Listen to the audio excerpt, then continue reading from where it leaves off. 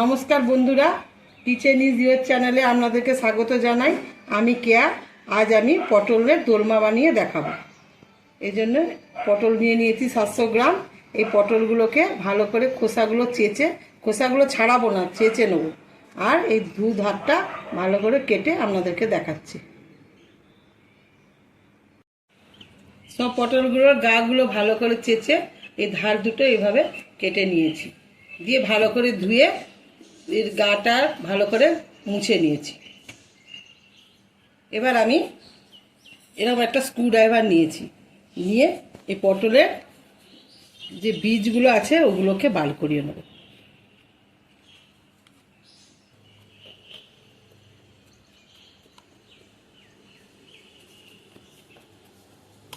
দেখুন সব বীজগুলো বেরিয়ে যাচ্ছে।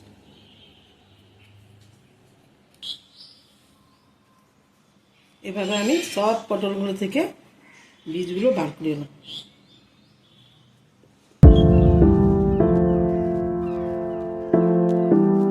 পটলের দোলমা বানানোর জন্য একটা মাঝারি সাইজের নারকেলকে এরকমভাবে কেটে নিয়েছি, বেটে নেবো। আর 2 ইঞ্চি আদাকে এরকম করে কেটে নিয়েছি। চালমগজ নিয়েছি কিছুটা পরিমাণে, আর নিয়েছি কাঁচা লঙ্কা। এগুলো সব আলাদা আলাদা করে বেটে নেবো। মশলাগুলো এইভাবে বেটে নিয়েছি মিহি করে। এই যে নারকেল বাটা, চালমগজ বাটা, আদা বাটা, আর জিরে গুঁড়ো দেবো, হলুদ গুঁড়ো দেবো, আর নুন, আর গরম মশলা গুঁড়ো। আর পটলের দোলমা বানাতে আমি রিফাইন তেল দেবো। এবার রান্নায় যাওয়া যাক। পটলে কিছুটা নুন আর হলুদ মাখিয়ে নিয়েছি। এবার পটলগুলোকে ভেজে নেব। কড়াইয়ে কিছুটা রিফাইন তেল দিয়ে দিয়েছি। এবার রিফাইন তেলটা গরম হয়ে গেলে পটলগুলো ভেজে নেব।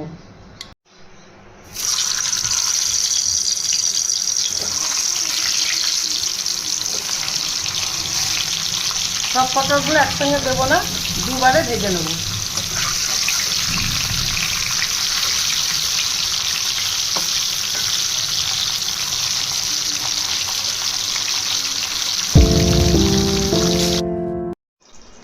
পটলগুলোকে এরকমভাবে ভেজে নিয়েছি। বেশি ভাজা চলবে না, এরকম হালকা হালকা করে ভেজে নিয়েছি। এবার আমি মশলাগুলোকে কষে নেব। ওই ভাজা তেলের মধ্যেই আমি গোটা জিরে দিয়ে দেবো, আর একটা তেজপাতাকে এরকম ছিঁড়ে দিয়ে দেবো। ভাজা ভাজা হয়ে গেছে। এবার আমি আদা বাটাটা দেবো।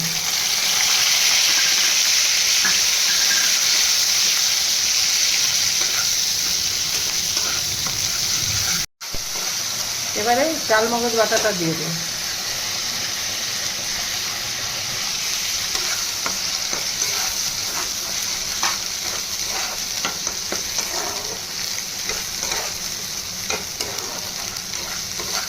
দিয়ে কিছুক্ষণ কষতে থাকবো।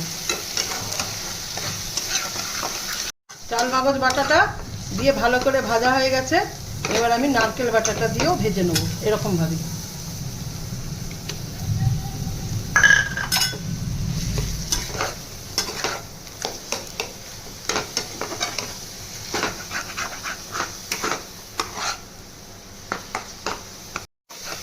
নারকেলটা দিয়ে ভালো করে ভাজা ভাজা হয়ে গেছে। এবার আমি নুন দেবো।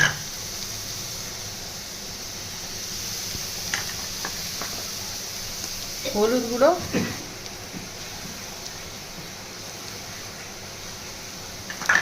গরম মশলা দিয়ে আবার ভাজবো ভালো করে।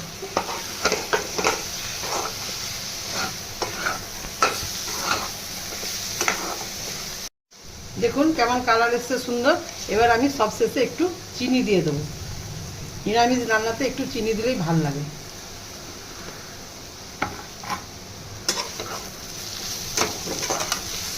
চিনি দিয়ে আর একটুখানি কষে নেব।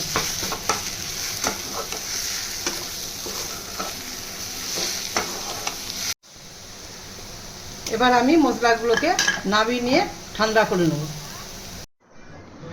এই পুরটা ভালো করে ঠান্ডা হয়ে গেছে। এবার তেজপাতাগুলো ফেলে দিয়ে আমি পটলের মধ্যে এই চামচের পেছন দিয়ে ভালো করে পুরগুলোকে ঢুকিয়ে নেব, যেন পটলের মধ্যে পুরগুলো ভালোভাবে ঢুকে যায়।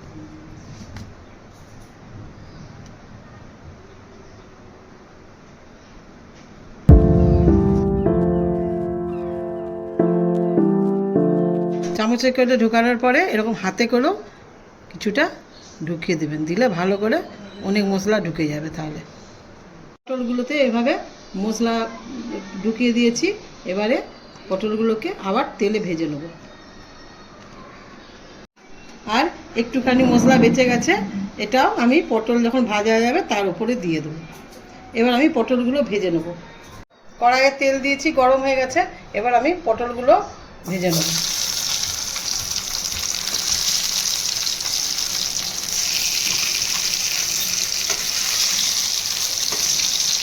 গ্যাসটা লো করে ভাজতে হবে, নাহলে ওপরটা জ্বলে যাবে আর নিচটা ভেতরটা কাঁচা থেকে যাবে।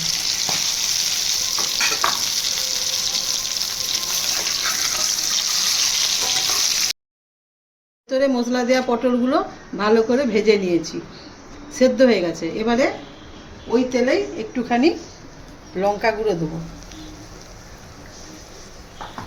দিয়ে বেটে যাওয়া এই মশলাটা দিয়ে দেবো, দিয়ে একটু জল দিয়ে দেবো।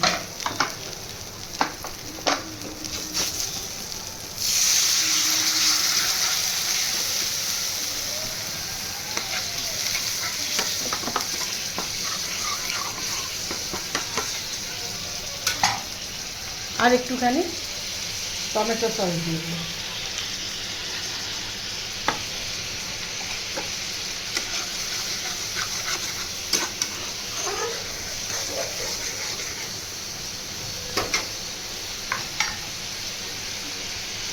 একে একে সব ভাজা পটলগুলো দিয়ে দেবো।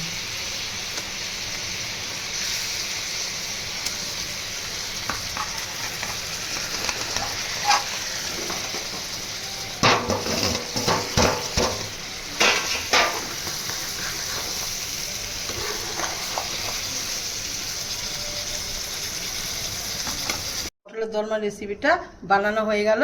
দেখুন কত সুন্দর কালার এসছে। আপনারা কেমনভাবে বানান আমাকে কমেন্ট করে জানাবেন। আর যদি আমার এই পটলের দোরমা রেসিপিটা আপনাদের ভালো লেগে থাকে তাহলে ভিডিওটাকে লাইক এবং শেয়ার করবেন, আর নতুন বন্ধু হলে চ্যানেলটিকে সাবস্ক্রাইব করে দেবেন। আমার এতক্ষণ রেসিপিটা দেখার জন্য ধন্যবাদ।